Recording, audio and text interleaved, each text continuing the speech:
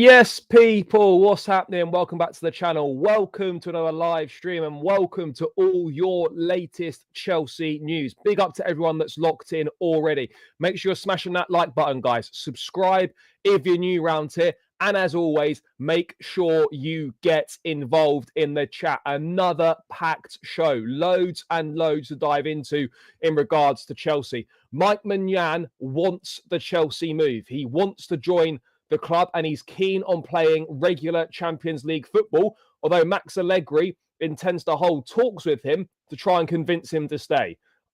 Chelsea won't go above 20 million euros. More talks expected in the next few hours.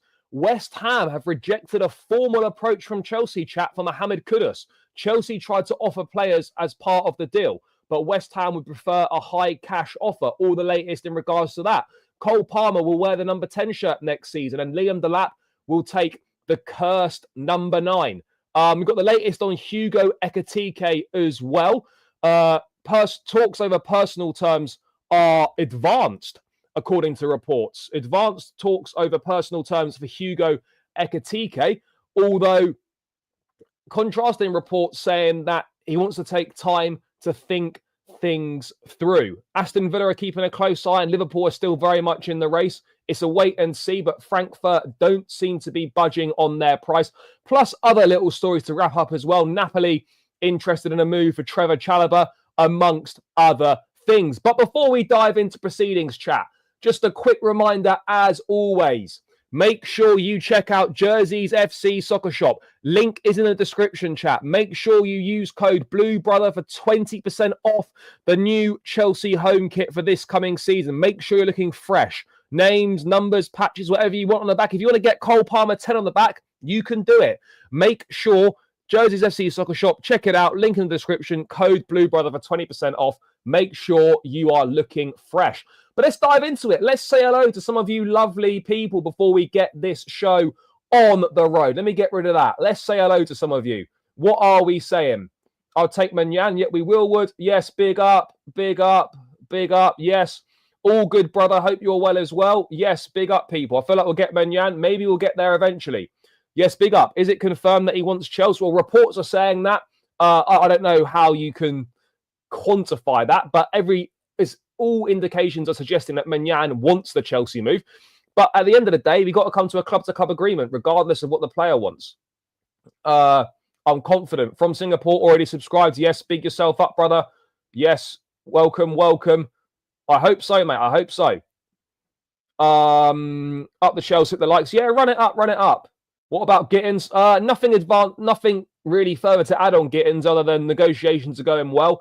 Chelsea hope to close a deal for around £30 million plus bonuses. Let's wait and see. Yes, bro, hope you're doing well. Good to see you. Cole Palmer looks so much better with the 10. It just feels right. It just feels right. Yeah, mental. Might as well just say, do you know what? I don't watch Chelsea and I don't care about Chelsea in terms of spouting that utter nonsense that he was spouting. But let's dive right into it, chat, because the Mike Maignan saga has got a few more twists and turns to go. So, obviously, what was it? Start of the week we had it? Start of the week. Was it Monday with Maignan? It was Monday or Tuesday. Bosh. Chelsea made an approach with Mike Maignan. Yes, we're serious again. We're targeting a goalkeeper with working limbs, a top-class goalkeeper. Everyone's really excited. Great price, 25 million pounds. Cold water quickly poured on that when it turned out yesterday that Chelsea only valued him at 8.5 million. A big gap in valuation. A big gap in valuation. But the latest on it coming from L'Equipe is that Mike Maignan wants to join Chelsea. He is keen on playing regularly in the Champions League.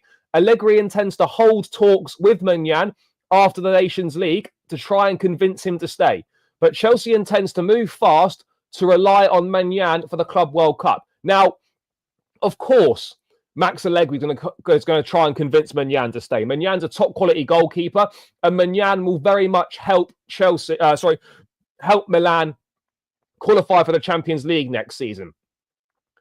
If the player's made his mind up that he wants to go, and given his contractual situation, then generally speaking, when these things occur and when these things happen, then normally an agreement is reached. Normally it's in the interest of all parties to reach an agreement. Now, there's no way Chelsea will get him for £8.5 million, and there's no way Milan will come down that far. I suspect we could probably somehow meet in the middle at around £15 million and bonuses. That is what I would say. If we're going to do a deal, that's what I think will happen. But again, no signs of Maignan forcing the move. Yeah, you know, he wants to join Chelsea or whatever, but no one is suggesting that he is forcing that move through. There's no indications that any move is being forced through. And then an update from Italy, and this guy's been pretty good, you know, in terms of the Maignan stuff. 86 Longo, who is that? Daniele Longo, who is an Italian reporter. He's been quite good on this Maignan stuff. Allegri is going to try to convince Maignan to sign a new deal, but he's attracted to Chelsea right now. Chelsea won't go above 20 million euros, while Milan want more than this. In the next hours, the club will talk. So Chelsea's max then is clearly about 15 million quid, because 20 million euros is roughly 15 million pounds, I think. So Chelsea are probably prepared to double their initial valuation. So as I suspected, chat, you know, we're in a situation where Chelsea will probably pay at 15. But this is what I was saying, you know, if someone's valued at 25 million pounds, you do not go in at 8 million as your starting point. You would go in at maybe 12 or something, and then you might meet at 15 or 20. You know, you don't go. Look, I get it. You negotiate, you start low, and you work your way up, and you meet in the middle. But they're starting low, and they're starting low, because this is a full piss take. A full piss take. For me, we should have been starting at 12 or 15 mil. We should have taken a 12 or 15 mil. I don't know whether they put that, whether they did that or not. It's impossible to tell. No one really knows. But the reality is that whether it's £8.5 million or not, Chelsea don't value Maignan anywhere near what AC Milan's valuation is. Even if they valued him at 10 or 12 million pounds, it's still nowhere near Milan's valuation. Yeah, exactly. This is it. If you start at 15, then we could go up 5 to 20. They could come down 5. Very simple. But when you start at 8, you're taking the piss. And that's my whole point here, is that I feel that it's a piss take. Genuinely, I think it's a piss take that we've gone in, that is public knowledge out there that we've gone in so low. But ultimately, for me, sure, okay, people saying, oh, you know, we're playing them at their own game and all this shit. But ultimately, there's a deal here to be done for a top-class player in a vital position on the pitch who's going to make a big difference. And we're taking the piss. You know, even if we end up getting him or not, what is the point in all this information being so public about our piss-take negotiations?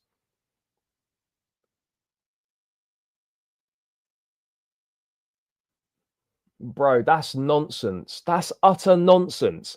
Do you honestly think the France #1, a World Cup winner, someone that's won titles with Milan, one of the best goalkeepers in the world, and you think 8.5 million is respectful? That's mental. That is absolutely mental. Mental. How can... I just don't get that. I really don't get it. Everyone's entitled to their opinions, no problem. But for me, that's madness. How anyone can think that £8.5 million is respectful. It's mad. Sure, and ultimately, the most important thing is that a deal gets done. It's just unnecessary, in my opinion, for all this to be so public. That's the only thing, and it doesn't look good on us. It doesn't reflect well on the club. It looks embarrassing to the club if we're in a situation where it's very public knowledge that we value this player, who's a top class player, at a fraction of what the club want. I'm not against negotiations. I understand negotiations. You don't go in straight away at a price, but all I'm saying is that there's going in low, and then there's taking the piss. And I think going in at 8.5 is taking the piss. If we'd gone in at 12 or 15, I'd understand it. No problem. I get it. I just think 8.5 is taking the piss. And I'm not the only one that thinks that. But yeah, he has. He has won the World Cup. He was part of the squad in 2018. He has won the World Cup. The fact whether he played or not is a different conversation, but he was part of the World Cup winning squad. I mean, look, to be honest, given that I actually think it's a very good value for money deal at £25 million, personally for me, if this was my negotiations, I would have just paid it and keep it stepping. That's what I would have done. But I understand that, you know, the club value players in a certain way, and they have their right to do that. They'll have their reasoning behind why they think certain players are worth certain money. So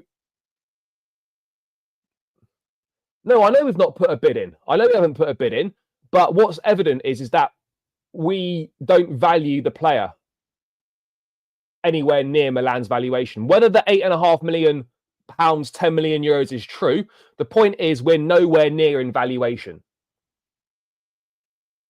No, I'm not saying to do that for every single player. Of course not. Of course not. You know, Hugo Ekitike, under no circumstances should we be paying €100 million for him. I haven't got an issue with that.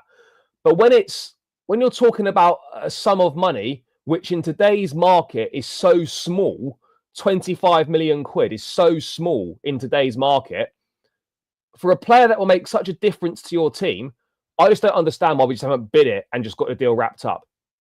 That's my personal opinion on it at the end of the day. But let's see. Let's see what. Well, I mean, look. If you're happy, look, I'm happy to have Petrovic, right? But given the Maignan links, if the Maignan deal were to fall through and not happen, Petrovic would be slightly underwhelming. There's no getting away from it. There's also no guarantee, by the way, guys, that Petrovic isn't sold. There's also no guarantee that we don't sell Petrovic. So, look, if we don't get Maignan and we end up with Petrovic, I've got no issue with it. I would be happy with that.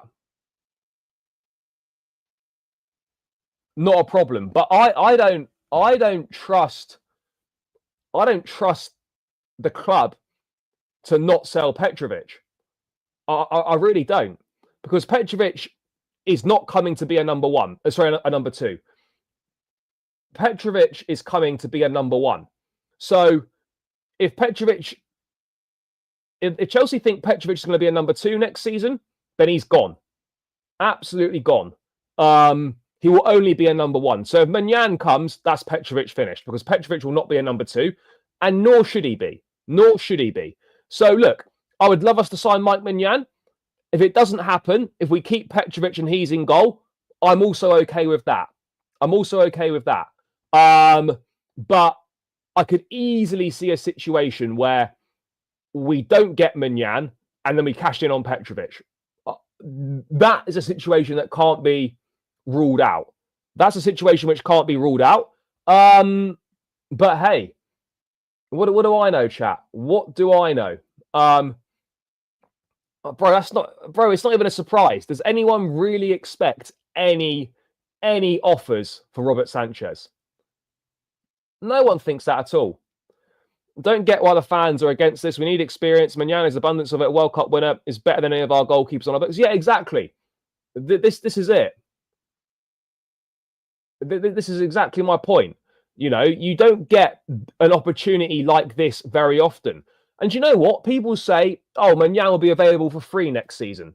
Sure, he will be, more than likely. But do you think when he's got a pick of joining whatever club he wants to join, that there's a guarantee that he'd still join Chelsea? Nah, less of it. Less of it. And there's no way. If it for me, for Chelsea and Maignan, it's this summer or it's not happening. Because I don't believe we'll get him on a free. No chance. Yes, keep running those likes up, people. Almost 300 in the building. We're on 62 likes. Run this up to 100 likes ASAP. Keep smashing the like button. Keep smashing that subscribe button, chat. I would greatly appreciate it. If we're taking MM for selling Petrovic, I don't want MM. Well, that's what's going to happen, basically. That's what will happen. Look, outgoings are in the pipeline. I'm sure they're a work in progress right now. There's not really been too much update or information on those outgoings, but I'm sure Chelsea are working on the outgoings because there are a ton of players that we need to move on. A ton of players that need to be moved on.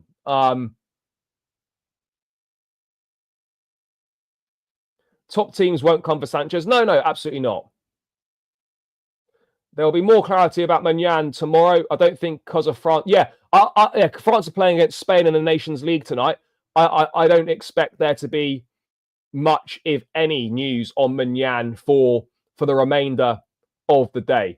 But I agree as well. Right? By the way, Petrovic is a good goalkeeper. I like Petrovic. You know, he's had an exceptional season at Strasbourg, and he was pretty good under Pochettino, right? And I haven't got an issue with him being the number one. But if you've got a chance to sign Maignan, you take it. And if that means selling Petrovic and you get a bit of a profit for him, no problem. But again, Petrovic is good and I like him, but I agree with you. There's like a crispy cream level of glaze going on with Petrovic. I'm not saying he's shit or anything like that. And I'd be happy to have him because I think he's a good goalkeeper and he's definitely improved and developed and proven himself this season. But there is crispy cream levels of glaze going on. People talking about Petrovic, you know, as if he's like a title-winning goalkeeper.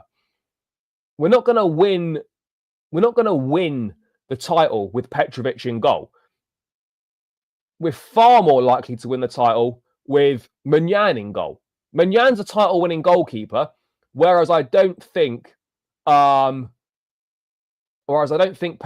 is. By the way, Petrovic was very good at Strasbourg. Let's make that abundantly clear. Petrovic at Strasbourg was exceptional, very, very good.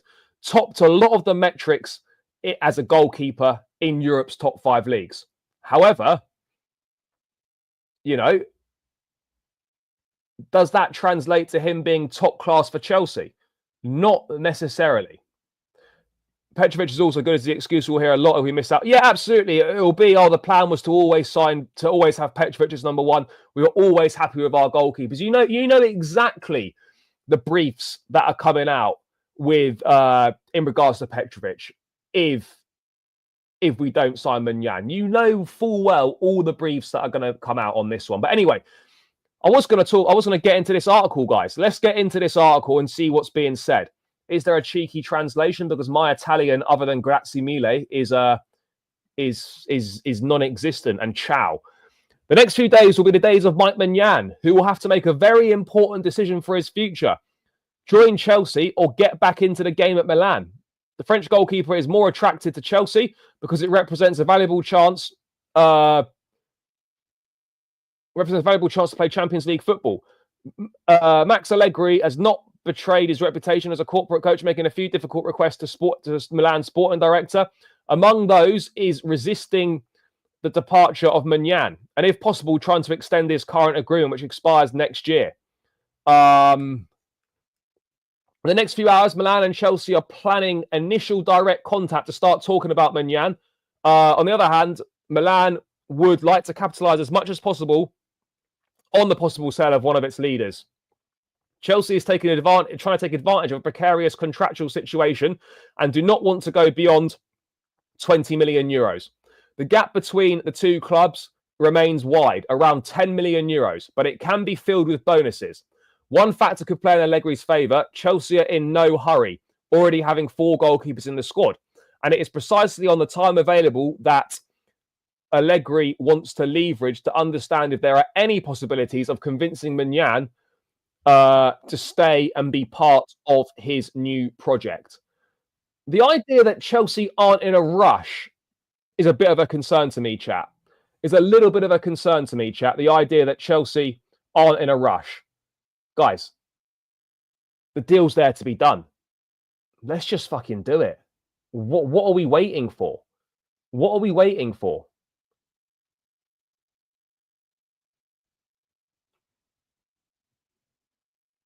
Yeah, no, he was exceptional. He was exceptional. He absolutely was. Yeah, he does want to play Champions League.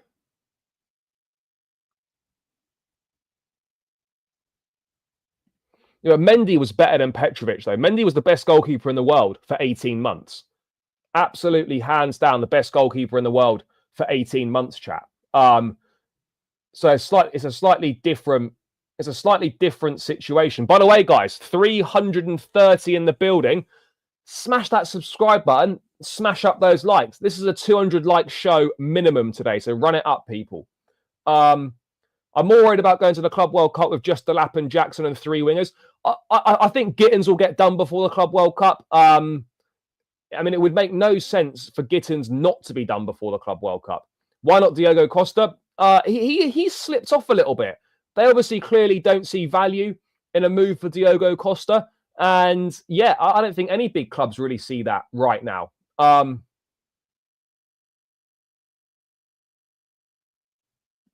Yeah, I think we will. I think Gittins is looking likely. Yeah, that's exactly my trail of thought. You know, is that I want him in. I want Maignan in as a number 1, and we should be taking that deal. However, if we end up with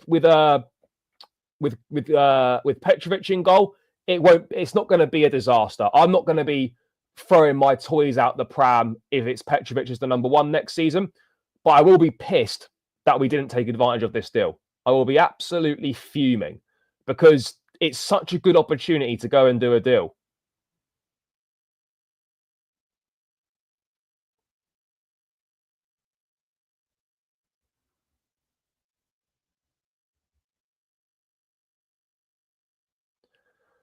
Because the deal's just there. The deal's just there. I don't think we're waiting to sell players, because if you're doing a £20 million, let's just say we signed it for 20 mil, right? We're not paying that 20 mil up front. You might do 2 installments of 10 mil.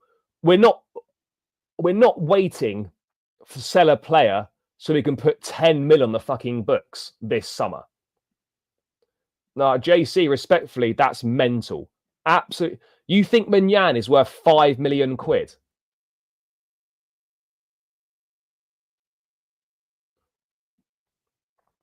Just get the deal done. I agree. Yeah, Mendy was unreal. I mean, look, the rise was unbelievable, but then the fall was mental as well. The fall was mental as well, but he's living his best life out in Jeddah. What a guy.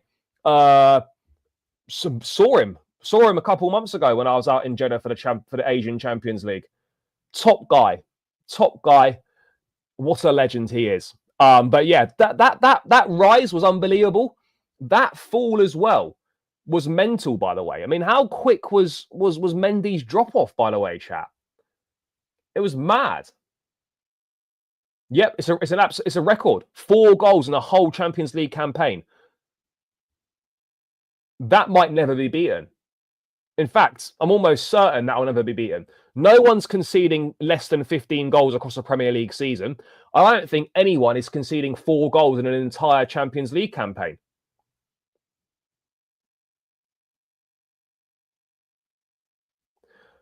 He's definitely improved. If you watch some of his Strasbourg games, he's 100% improved. Look, we signed Petrovic for 14 million. He's probably doubled his price tag. Petrovic, you're looking at, for me, 25 to 30 million minimum. I honestly think you could push more towards...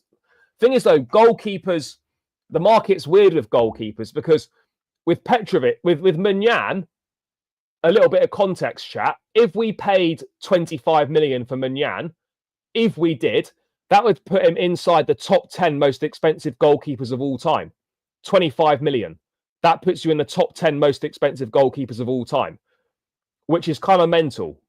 Kind of mental when you think about it. So whilst we're saying, yeah, okay, 40 million pounds for Petrovic, right? That could easily put him in the top 4, top 5 most expensive goalkeepers of all time, which seems mental.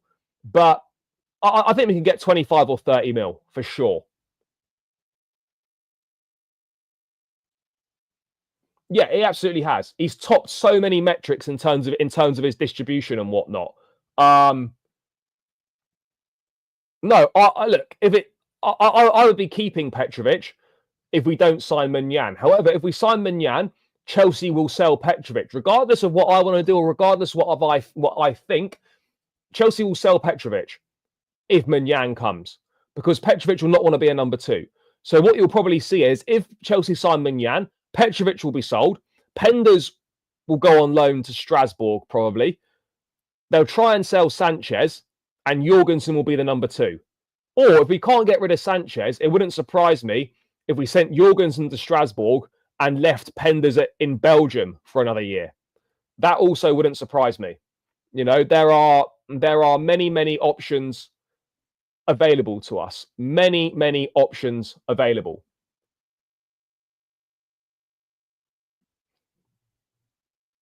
No, bro, absolutely not. Sure, you know, he made some good saves. He's a good shot stopper.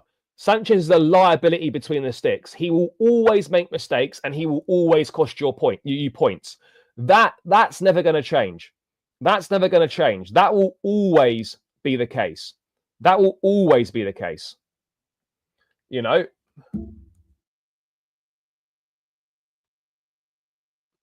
Bro, Petrovic is only going to stay if he's number 1. Petrovic won't stay and be a 2. Absolutely, he won't. He won't stay and be a 2. Having been a number 1 for a whole season, he's not going to stay and be a 2. No, but we haven't got it. We haven't got him yet. We haven't got him yet. And let's wait and see how much we actually end up spending on him. Let's wait and see. Yeah, absolutely agree. Absolutely agree. And this is a situation that we need to be jumping all over and taking advantage of. Just sign the keeper.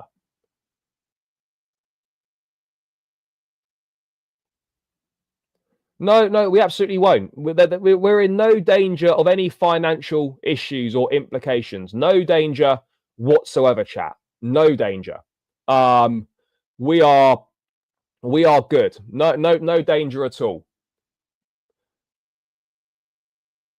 No, of course we're not.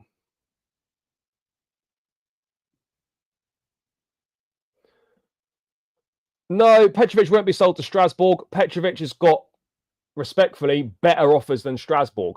You know, he's open to joining Monaco. There's a lot of teams that are interested in Petrovic. He won't have a shortage of suitors. But one thing that's absolutely clear is, chat, negotiations are set to continue.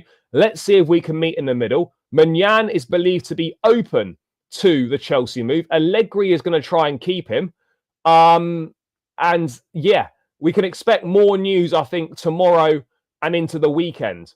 Tomorrow and into the weekend, because obviously France play tonight, and Maignan will be playing. Will be playing.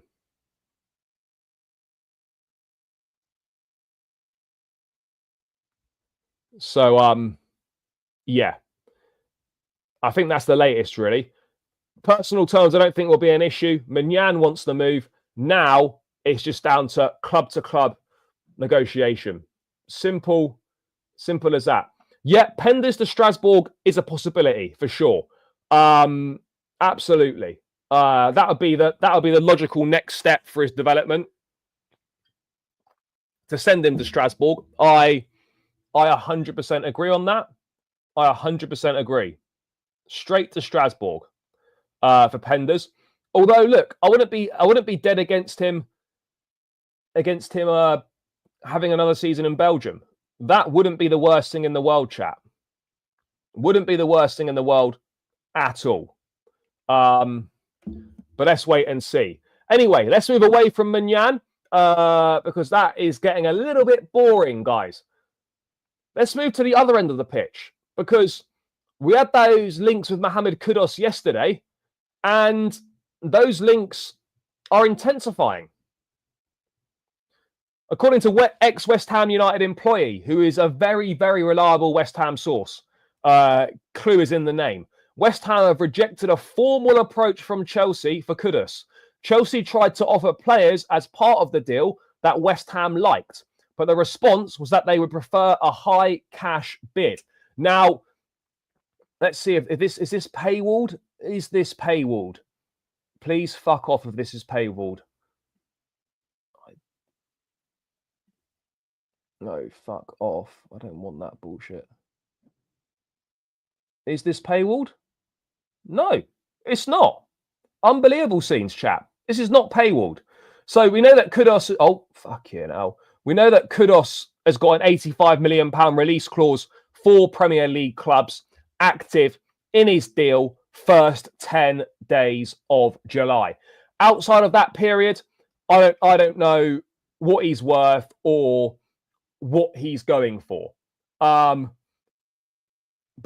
let's just read this anyway from ex-West Ham employee. West Ham are hoping for better offers for Mohammed Kudus after Chelsea made a formal move for the player. It's been reported. The Hammers forward is expected to depart the club, this summer, with the club aiming to receive a high cash offer to enable Graham Potter to fund a rebuild of the squad ahead of the new season. It's been confirmed by our club insider that London rivals Chelsea have made a move to land the Ghana international.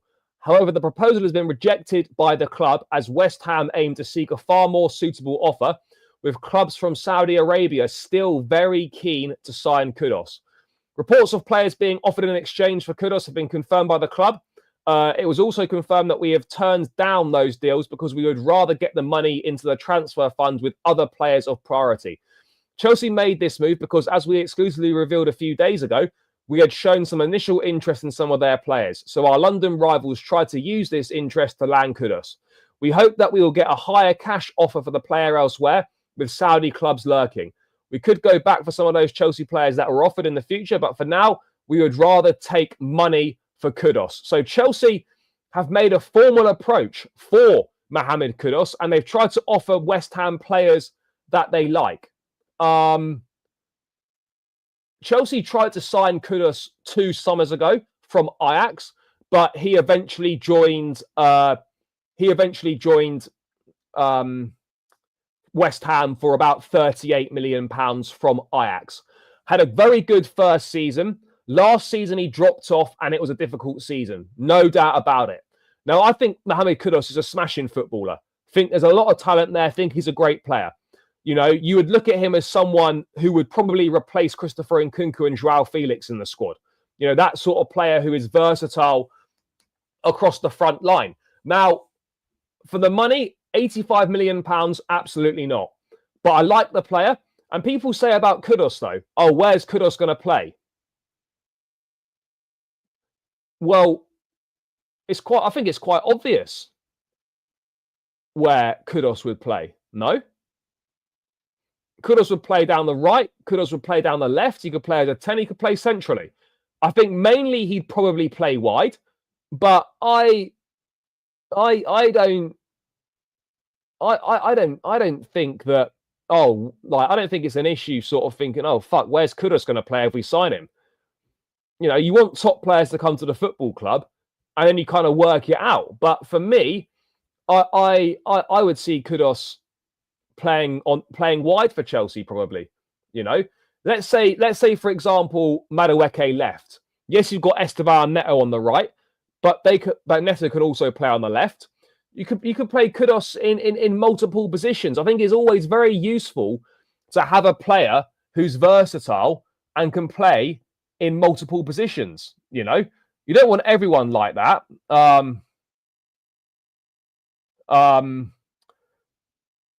You know, you don't have to have every player like that, but it's useful to have at least one. Starting ahead of who? Okay, let's say you play Palmer in a number 10 role. You could play Kudus on the left, and you could play Neto on the right. Kudus, Neto, Palmer. You could play Kudus right, Neto left, with Palmer in the 10. Kudus would start for Chelsea, chap, by the way. He would absolutely start in the wide areas. Very, very good player. You know, I would be absolutely open to Mohammed Kudus signing for Chelsea. But what I would ask is, what's changed from 2 years ago? Because we weren't willing to pay £38 million for Kudus 2 years ago. So what's changed in 2 years?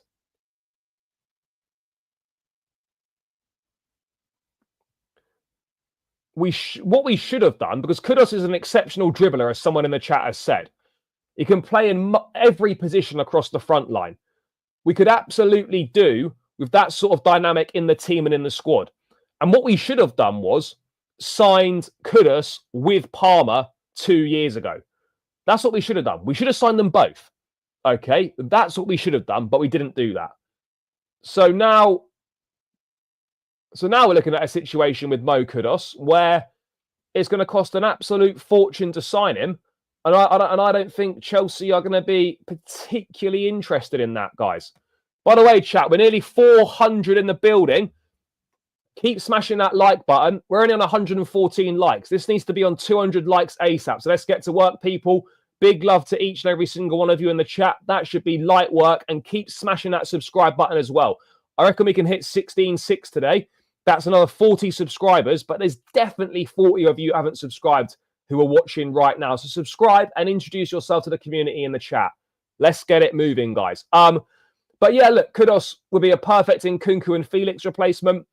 Yeah, it's going to cost you a fortune. There's no doubt about it. Yeah, okay, you can try and bring the price down.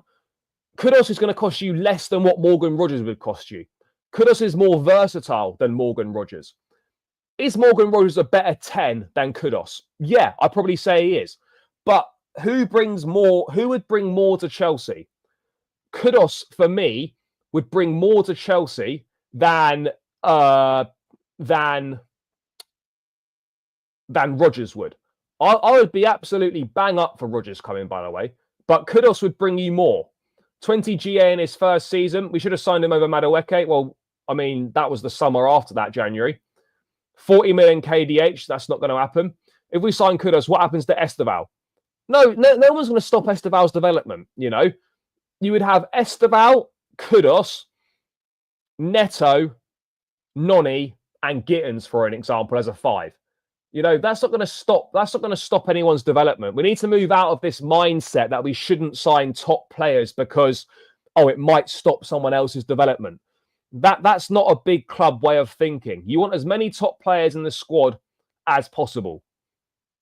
You want as many top players in the squad as possible. Big up to Mutt Yard for the super chat. Greatly appreciated, brother. Get me Rodgers to in place in Nkunku. Fair, I hear it.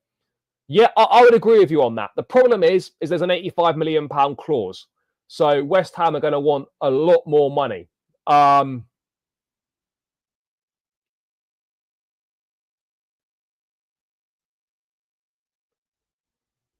Have Esteval on the right, Palmer in the centre, Kudus on the left. Yeah, look, you have multiple options, and Kudus would be a good fit. Now, Rodgers is the truth. Rodgers is definitely legit. He's not a one-season wonder. No chance. I'm not buying that at all. Rodgers absolutely is not a one-season wonder.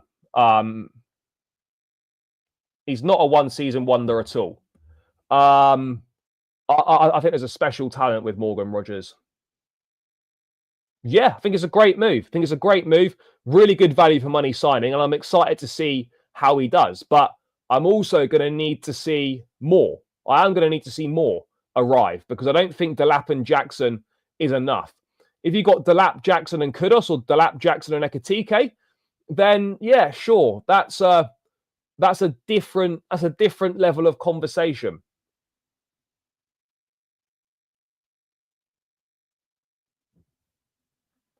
Yeah, look, regardless of if we get Kudus or not, I think George is on his way out. Tyreek George will, I think it's a guarantee he's loaned. But I don't see it. I think it's almost a guarantee he gets loaned out. Wouldn't even be surprised if he was sold.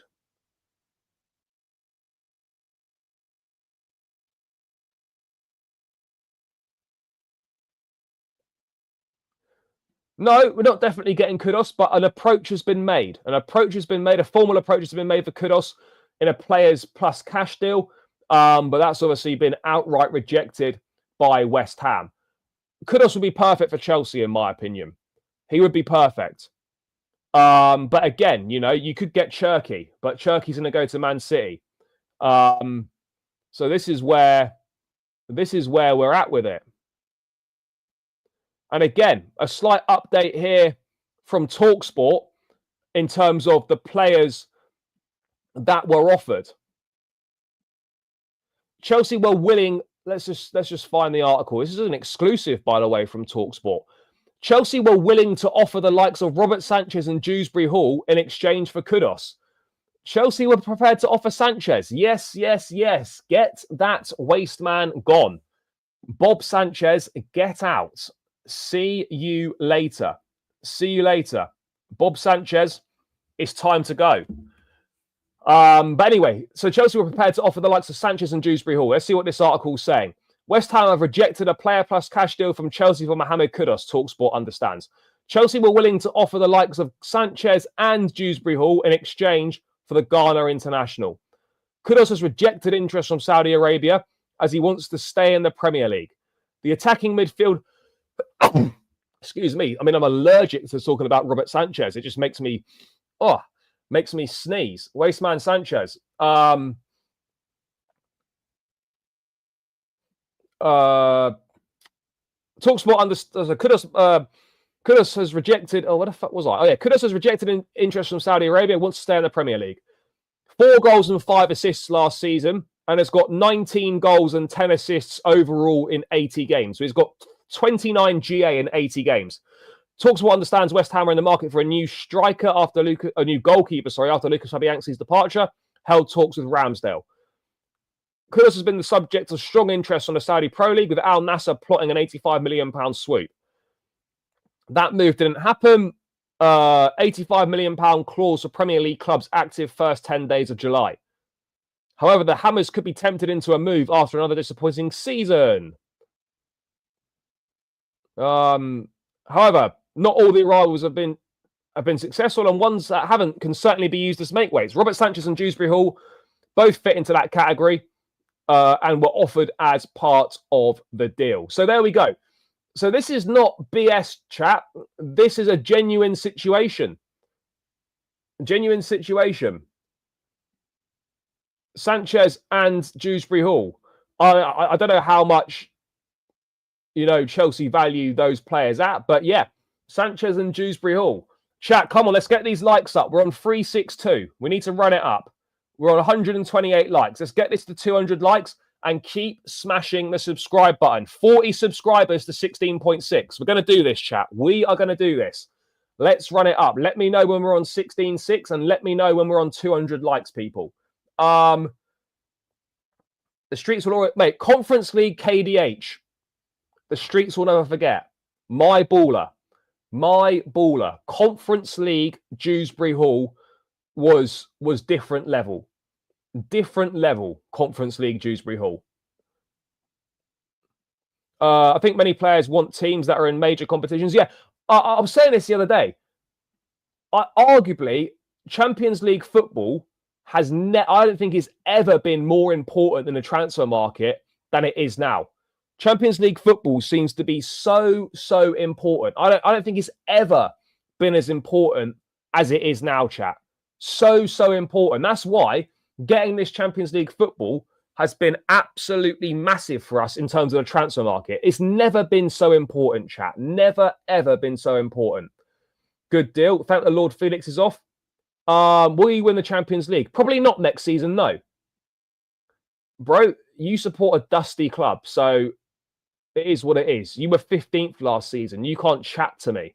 You can't chat to me. You barely stayed up.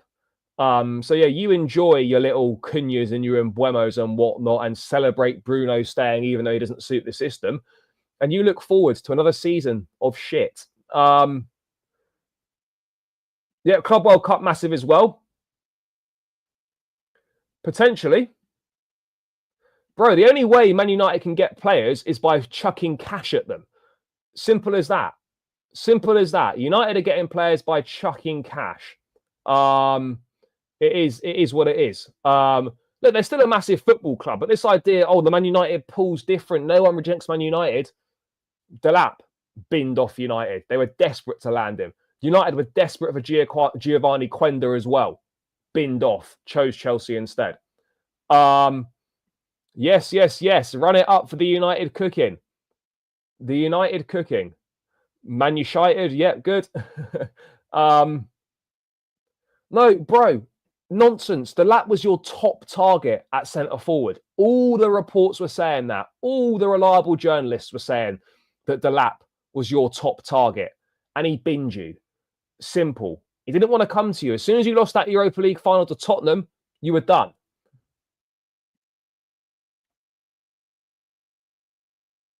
But yeah, I don't know. I'm in two minds on the Kudus thing.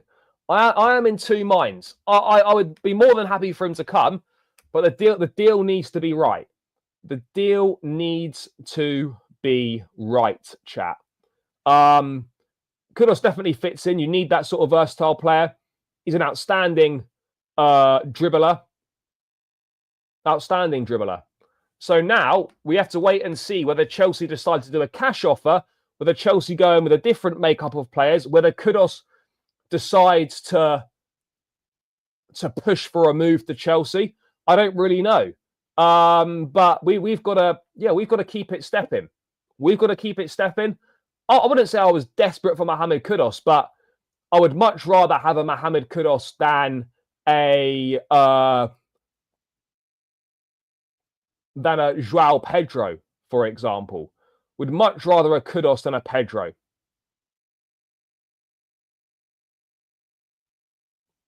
But Kudus would be a great signing.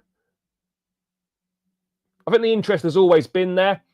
Whether we prioritised Cole Palmer over Kudus that summer 2 years ago, maybe we did. But the interest has clearly always been there. And Kudus would probably be Chelsea's best winger straight away.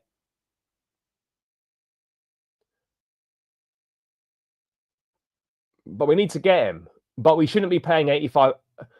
I'm for him, but not at all costs. Not at all costs whatsoever. £85 million is crazy.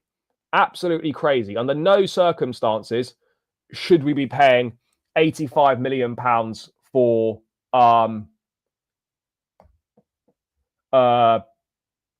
Kudus. Under no circumstances should we do that.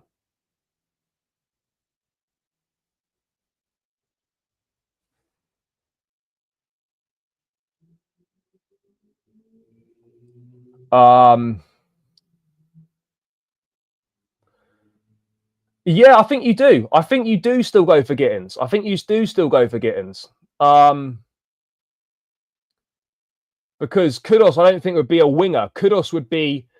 See, Gittins for me would be that Sancho replacement, and then Kudus would be more of an Nkunku replacement.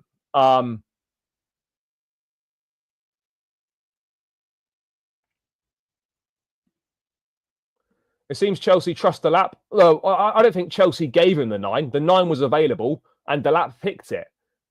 That's the reality of that. Is that Delap picked it? I don't think Chelsea didn't force Delap to have the 9. They didn't force Delap to take the 9. But I think you'd get both Kudus and Gittins, chat. I think you'd get both of them.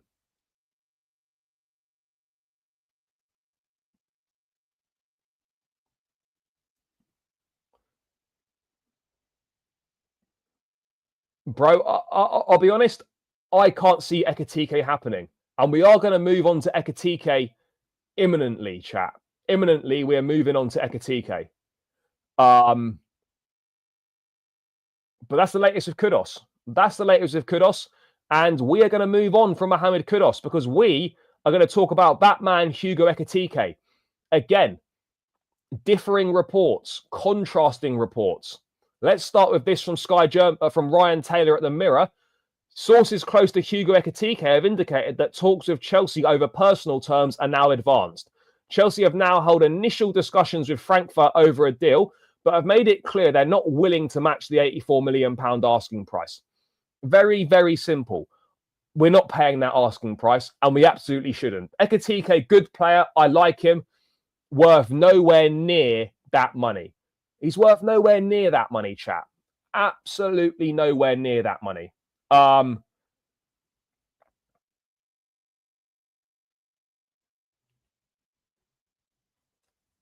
Absolutely nowhere near that money. But look, okay, great. Agree personal terms. That's not difficult. That's the easy part. But would you agree personal terms if you weren't confident you could get the fee down and do a deal that you think would be suitable for you. Would you agree, personal terms, if you weren't confident on that front? I'm not sure if you would. No, it's not a here we go at all. No, nowhere near. A personal terms agreement is not a here we go, chat. We're nowhere near any sort of agreement in terms of a club to club agreement, and that's ultimately the most important thing. Agreeing personal terms is the easy part, you know. Yeah, potential. Again, Chelsea will explore all sorts of different avenues in order to get a deal done. Chelsea will explore all sorts of different avenues, chat. All sorts of different avenues.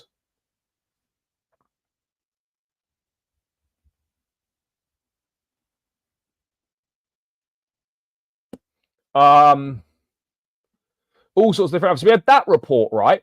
And then Sky Germany were reporting a similar thing, that Chelsea are pushing to reach a verbal agreement with Ekitike. But then we got from Sacha Tavlieri, who's actually, this geezer's been pretty good with a lot of shit so far this summer. Hugo Ekitike wants to take his time to think things through. Even though Chelsea is pushing to reach an agreement with the Frenchman, Liverpool is still very much in the race. Aston Villa is also keeping a close eye on the striker's situation at Frankfurt. So Ekitike is not desperate, according to Sacha, to jump into a move to Chelsea. You know, this is kind of pouring cold water on it slightly. And you know what? Ekitike is in no rush, I don't think. I don't think Ekitike is in any rush whatsoever to get a deal done. I don't think he's in any rush at all, chap. No rush at all to get a deal done, Hugo Ekitike.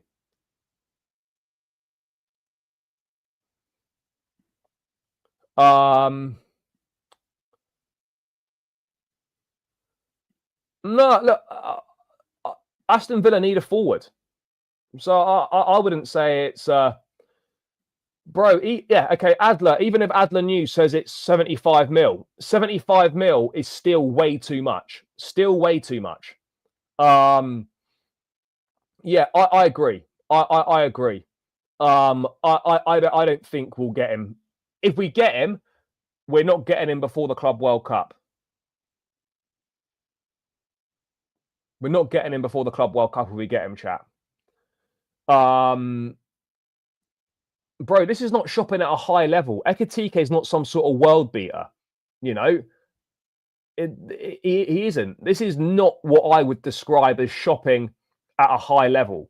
I don't know if we're still interested in João Pedro or not. The João Pedro stuff has gone very, very quiet. It's gone very quiet. As soon as Ben Jacobs said Chelsea weren't interested in João Pedro, we've literally heard nothing. We've heard absolutely nothing on João Pedro. Nothing whatsoever. So, yeah, it will be an interesting one. It will absolutely be an interesting one. I don't know how I see this one going. Chelsea clearly like him. I think an agreement on personal terms won't be an issue, but the price is going to be an issue. I don't think we're going to reach an agreement on price. Even if Frankfurt came down 10 mil to 75 million, even at 70, I think it's too much. Even at 70, I think it's too much. 100 million euros, 75 million euros. Even then, you know, you're coming down 25 million euros.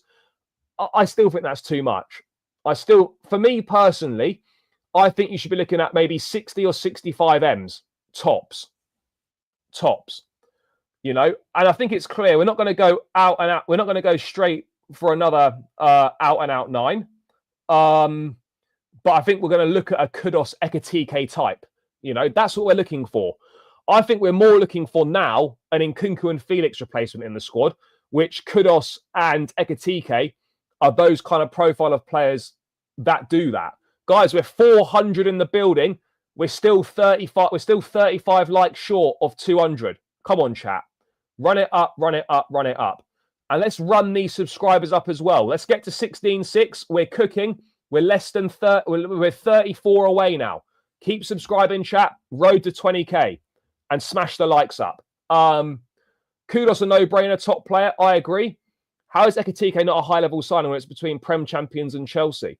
No, I get what you're saying, right? In terms of the clubs that are interested in him, but Ekitike is not a world beater. He's not a world beater. What I'm saying is, like, this is not like an unbelievable player. This would be a good opportunity, an exciting young player, promising profile, would suit what Chelsea are looking to do. But yeah, Mamouche is way better than Ekitike. Mamouche is way better than Ekitike. Way better. But again, yeah, Ekitike is another player with potential. Exactly that. Another player with potential. No.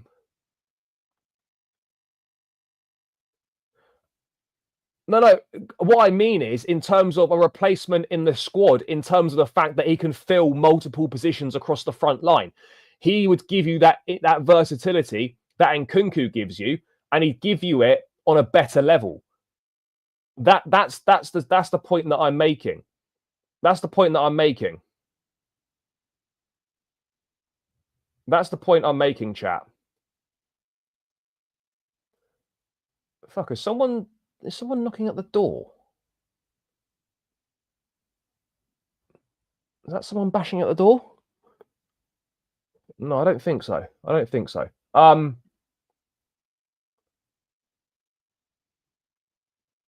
Yeah, bro.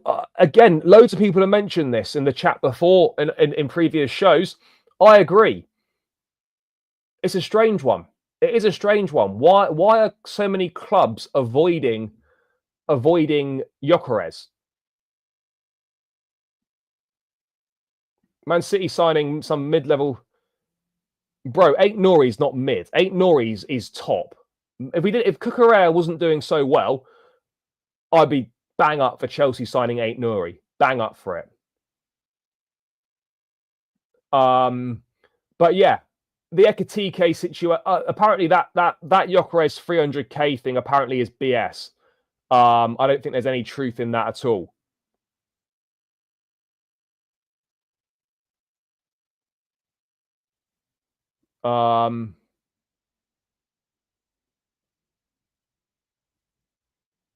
Yeah, he's given her a yeah, bro. Aït-Nouri is not mid. He's cold. He's top. I don't. Who the fuck's saying eight? Why is Aït-Nouri is not mid? That's mental, by the way. Absolutely mental. Aït-Nouri is not mid.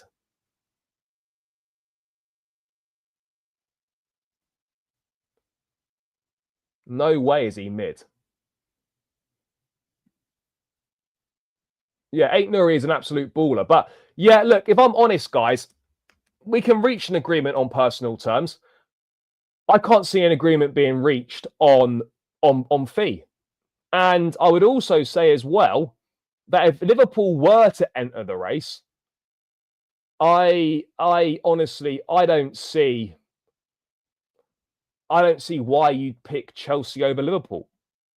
I really don't. I mean, do Chelsea think that Ekitike is a opportunity in the market? I don't know. I really don't know. But yeah, it's massive.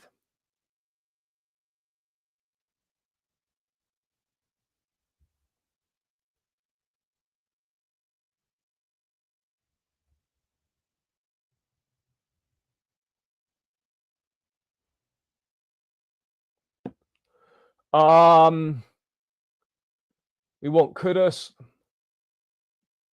I don't think Gyökeres will flop. No.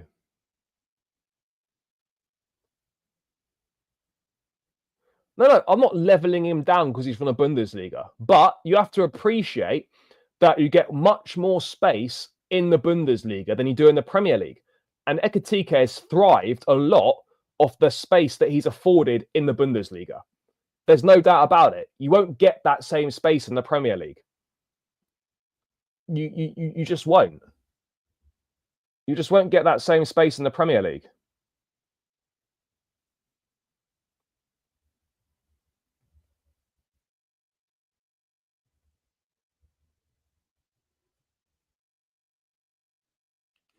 You just don't get it. Well, there's a few. I mean, I'd say Marmoush has done pretty well, but it's early. It's early days.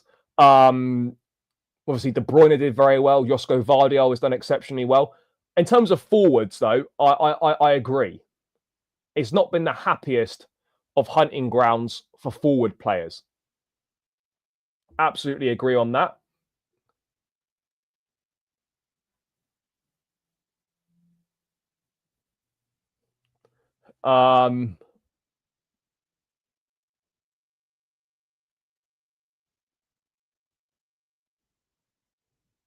They are. Napoli have put a proposal on the table for Jonathan David, and they are they're waiting to see.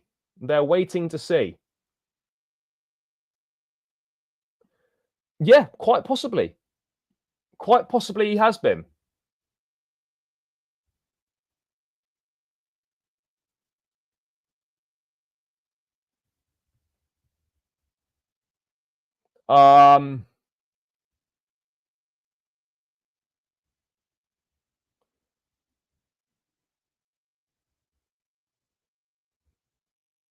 Quite possibly has been.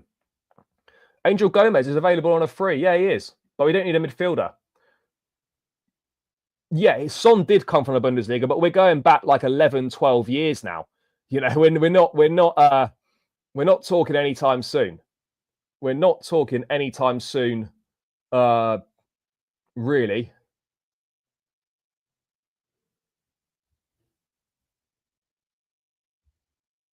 Yeah, we're not talking anytime soon. But yeah, look, Ekitike, you can talk about his skill set, you can talk about it all you want. But again, I wouldn't rule out.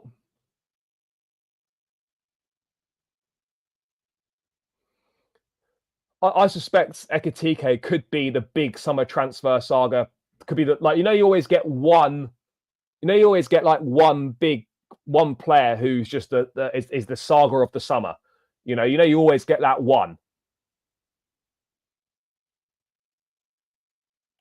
Every summer you get that one player where it's a drawn out transfer saga. I've got a feeling this summer it's going to be Ekitike. For me, there's no way it gets done before the Club World Cup. What are we now? Thursday afternoon? It would have to be done by Tuesday. I don't see that happening. But I think Ekitike will be that player. Frankfurt don't want to lower the price.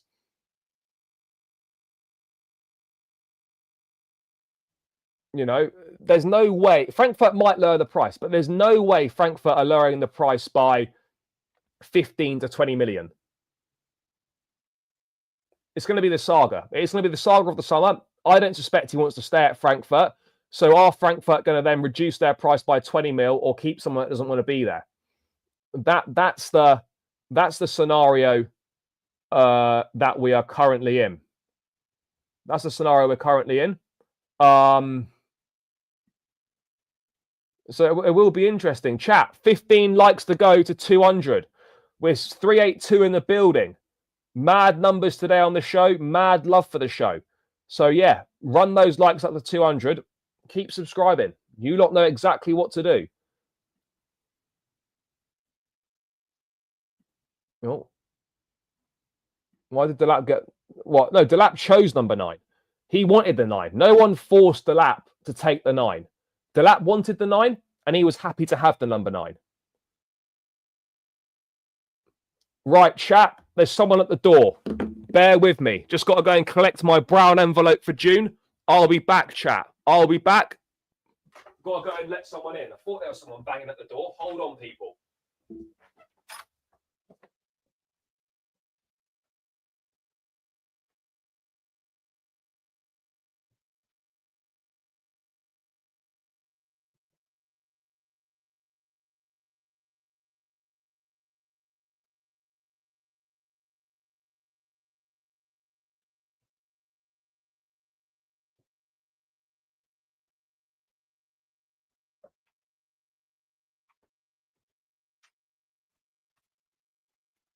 Tell you what, chat.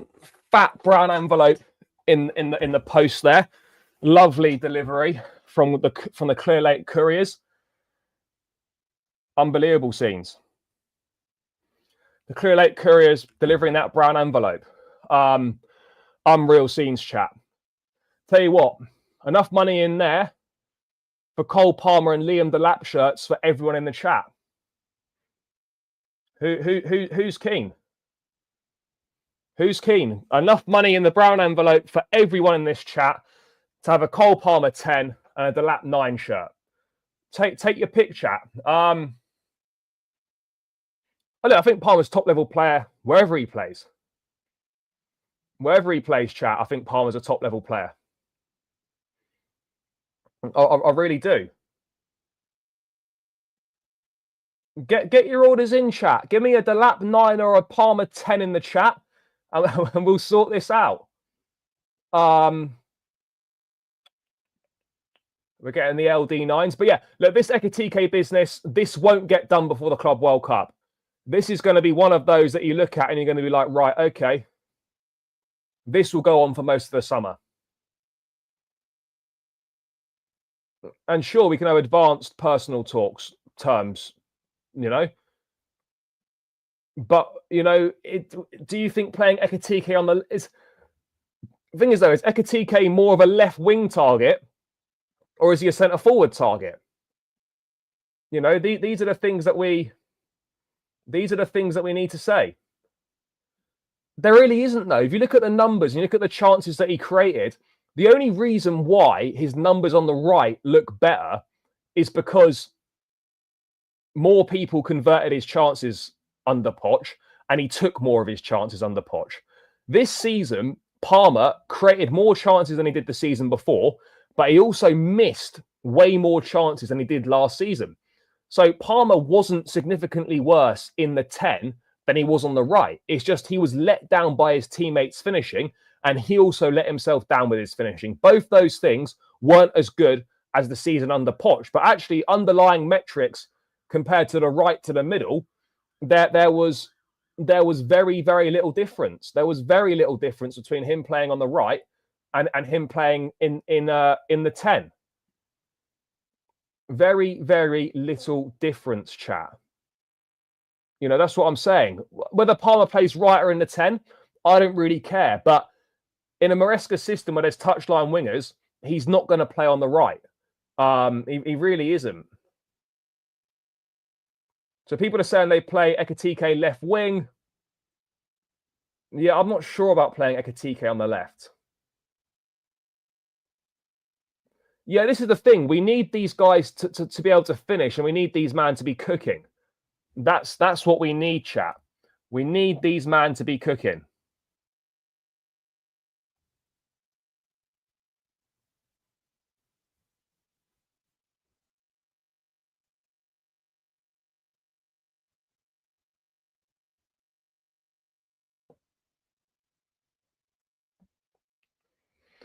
No, bro, we all who's talking about Osimhen?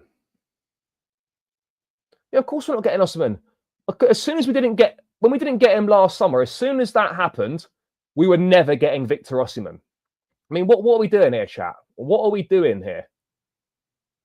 We were never getting Victor Osimhen. Osimhen's going to go to Saudi Arabia, secure the bag. Simple.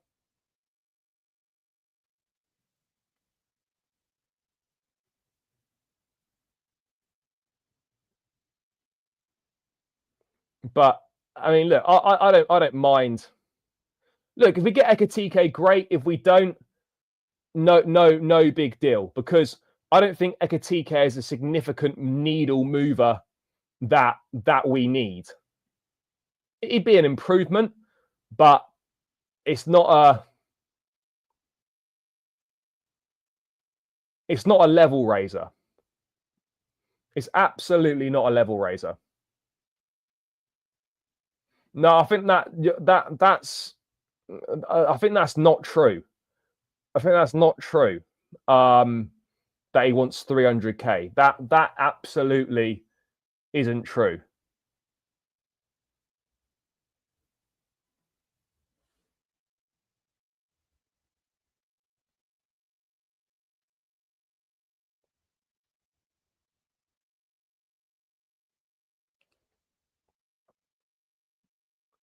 Yeah, meant to be. Meant to be. Again, we'll probably see him at the Club World Cup. He's in line to make his debut at the Club World Cup.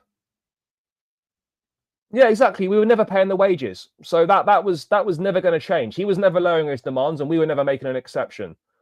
So yeah, no surprises there at all. If Delap gets 20 goals in all comps next season, fantastic season. Fantastic season. In terms of league goals, if he stays fit for the whole season and we create as many chances as we did this season, again, I think he can get 15 plus in the league. I honestly think Delap could get 15 plus in the league. I don't think he's overhyped. I think the potential's there. I think the profile's great. He's got that physicality, that box presence. He can finish. If we create the chances that we are creating, he's a much better finisher than Nicholas Jackson. Yeah, I think it's I absolutely think it's a possibility. Absolutely a possibility. He can get 15 to 20 goals.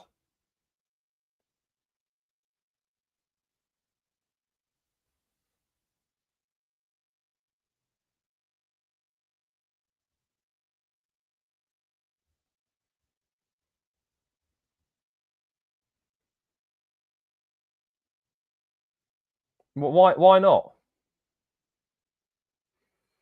Why not? Why not, chat? You know, I think he could get 15 to 20 in the league. There's probably not much. There's probably not much to say.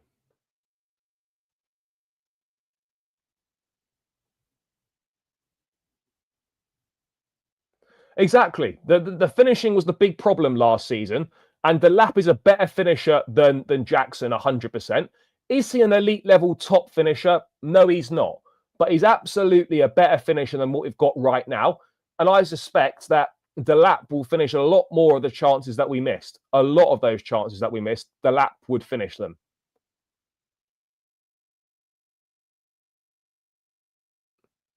You know?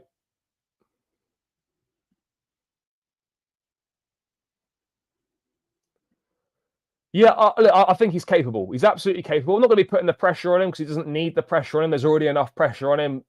Everyone's going to be watching him. But yeah, I think we're looking at a situation where, yeah, Delap could easily get 15 Premier League goals next season, providing he stays fit. But that's the latest on Hugo Ekitike, chat. Personal terms agreement could be close. We're not near an agreement on fee whatsoever. And he's reportedly not in a rush to make a decision. So all those things equate to this won't be done before the Club World Cup. And I suspect it'll be a long-running saga. A long-running saga. That will go throughout the summer with many twists and turns. So that is the latest on Hugo Ekitike. We've done Ekitike, we've done Kudus, we've done Maignan. Let's have a look what else is going on, chat, in terms of any potential outgoings.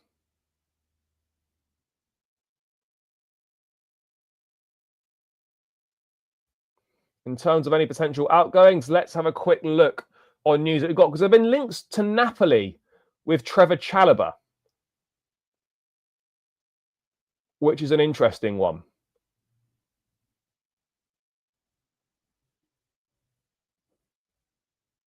Let's have a quick look. Yeah, so this one here from Gazzetta Italia, that Napoli have made Trevor Chalobah their first choice centre-back target this summer. I think that would be a great move for Trev, personally.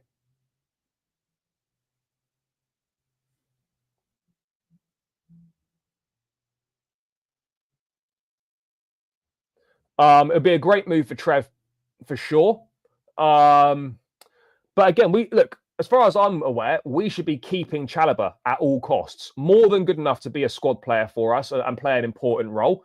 But if we do sell him and we do cash in on him, which I suspect we will look to try and do, given what we tried to do last summer, tried to force him out. And once again, he proves every single one of the doubters wrong, time after time. Napoli would be a good move. Now, what's Chalobah's market value? Under contract until 2028, so 3 years left on his deal. Could be about to become an England international. Like, this guy for me is a 40, 50 million pound player. No doubt about it. But we know full well Napoli are paying nowhere near that amount of money. He is for me, he's bare minimum £40 million.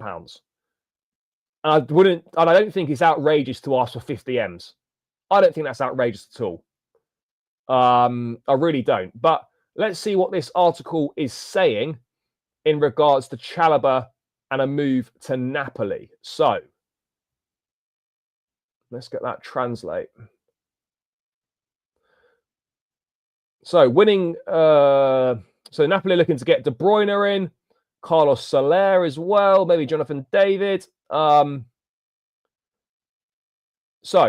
in addition to Gatti, Chalobah has forced his way into the thinking at Napoli. The first choice at the back, therefore, seems to have been identified. The rest will depend on market variables. You know, there we go. So basically, Napoli have identified Trevor Chalobah as a target. You're not going to get a massive fee from Italian clubs. We know that they wouldn't pay a lot of money for him. This would be a good look. If Trev has to go, I'll be pissed. But this would be a great move for him. This would be a great move for him. There's absolutely no denying whatsoever. This would be a fantastic move. But I think it's a big mistake if we sell Chalobah. We shouldn't be thinking about selling Chalobah. It should be Disasi, Badia, Shield, and Vega all out at the back.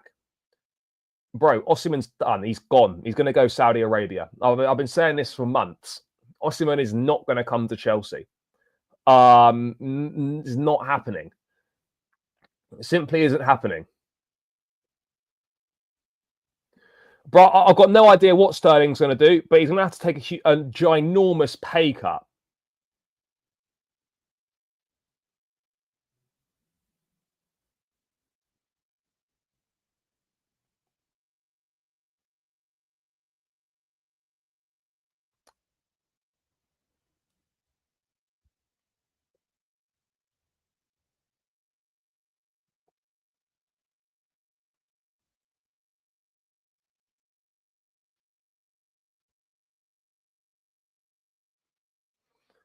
But Trev playing under Conte would work well, defensive league. You know, it would be a good move. Yeah, it is what it is. It is what it is at the end of the day. You know, whatever happens, the club are seemingly desperate to sell Trev. Seemingly desperate to sell Trev. So it is the way, that's just the way it goes.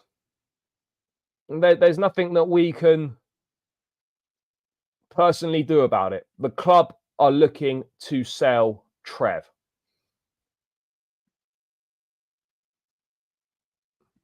Yeah, but again, I'd like to think he's proven people wrong and he should be staying. But they'll just look at it. Oh, yeah, that's just put a few more zeros on the end of his thing.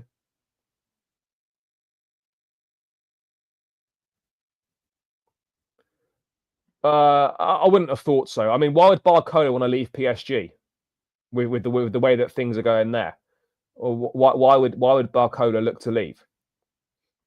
We could have got Barcola when he was at Lyon, but he chose to go to PSG instead. I don't think 2 years later he's going to suddenly have changed his mind.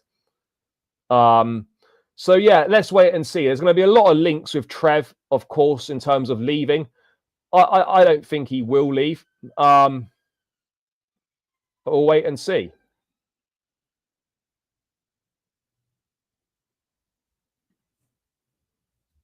Just on Victor Osimhen, by the way, because there's been a little update here.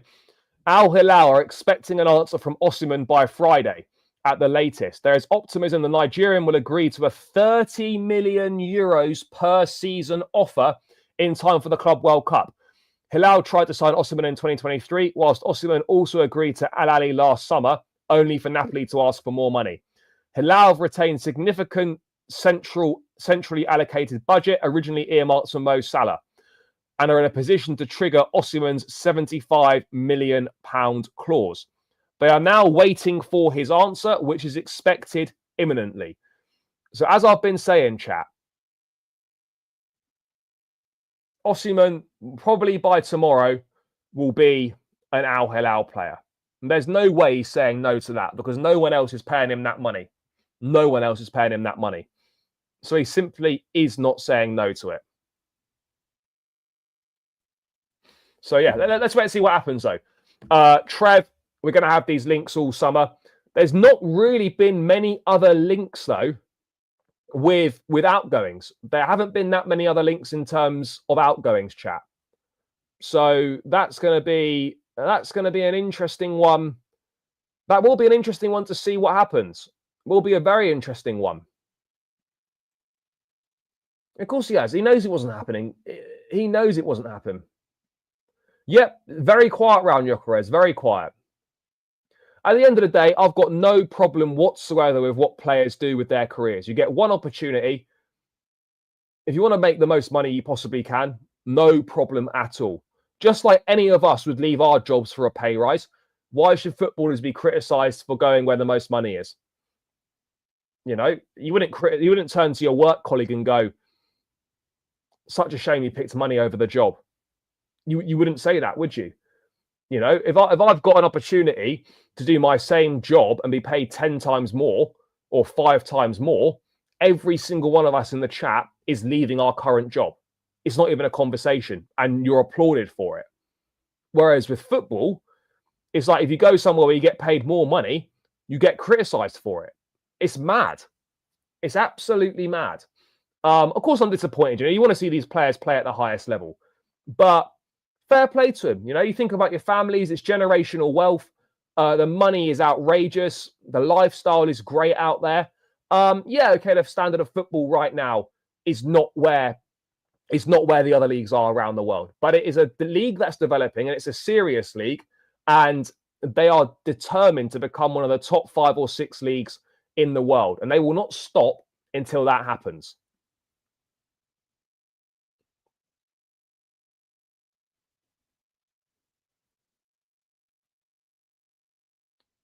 But if you're getting paid 200k a week, that's more than enough. Sure.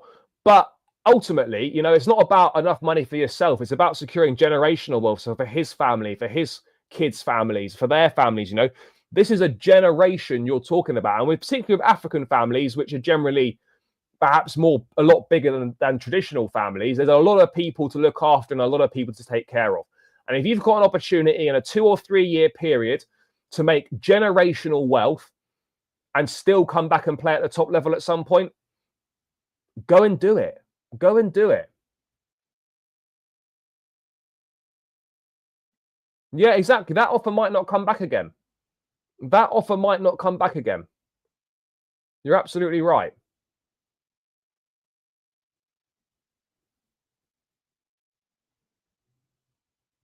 So, yeah, there we go.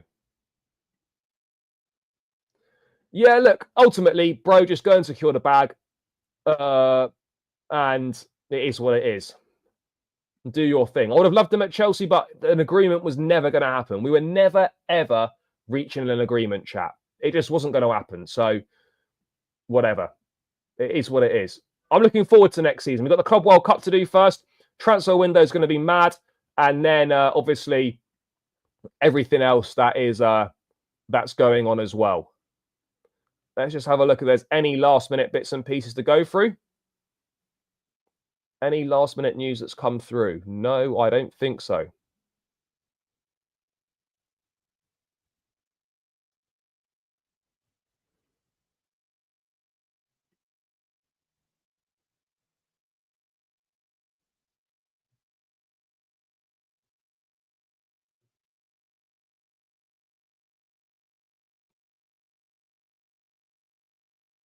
But the Gyökeres thing's mental.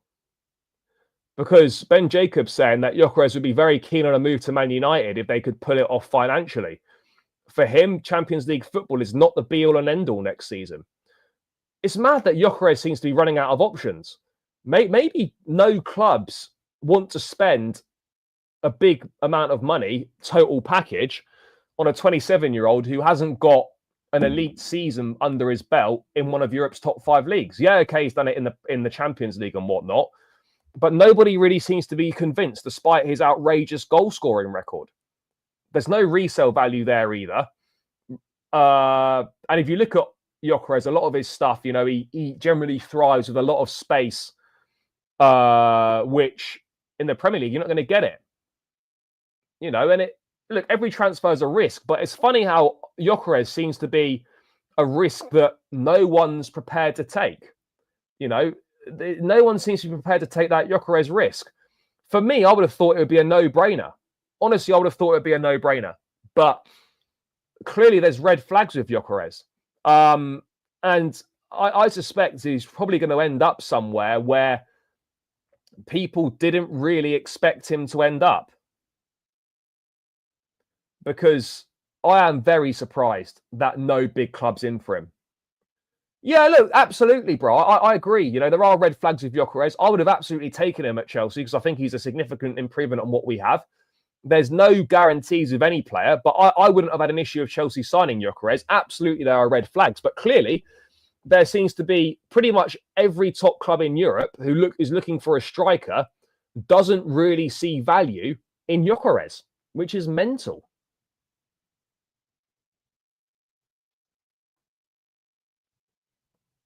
I don't think he's asking for outrageous wages. No, I don't think he is. I don't know. I don't know the answer to that, but I would imagine that Kudus would probably be prepared to swap a shit West Ham team to come to a Chelsea team who are seemingly on the up. I would have thought he'd absolutely be keen for that. Now, Jackson won't be left out of the Club World Cup team. He absolutely won't. Jackson will be part of the Club World Cup. I mean, I don't know what his current wages are, but I would say the 150 to 200k mark would be fair.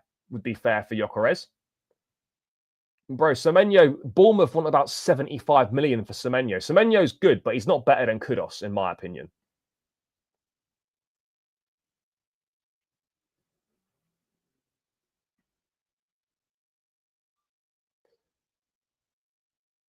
Yeah, very good signings. Reinders, Cherki, and Aït-Nouri, very good signings for Man City, all in before the Club World Cup as well. No messing about for them. Well, Kudus, they want 85 million because that's the clause in his contract for Premier League clubs. But yeah, I don't see anyone paying 85 million for Kudus. Now, Desassi's definitely going. I don't know what's going to happen with Badiashile. But yeah, it is kind of crazy. So yeah, you could double that and more, and you'd still be under 200k. So I think that's fair value for Victor Gyökeres. I really do.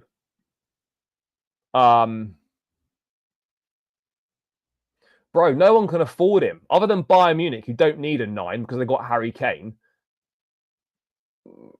I don't see it. But yeah, look, Gyökeres is running out of options. Nothing right now. Chelsea are believed to have held initial talks with Ajax over a move. But other than that, nothing's really accelerated on that front. Nothing has really accelerated on that front, chat. But yeah, let's have one final look if there is anything to go through in terms of news. And then we'll round the show out here.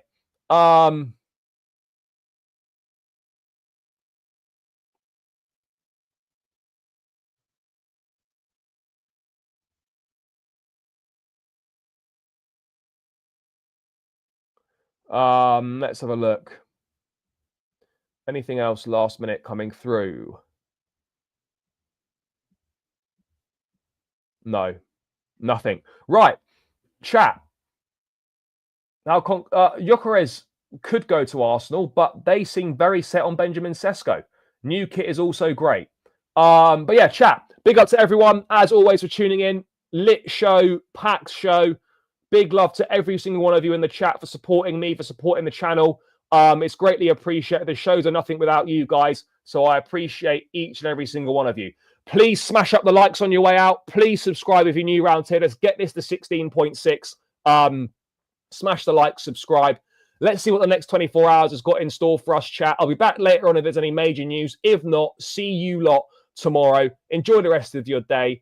Up the Chelsea, and we're out. Love.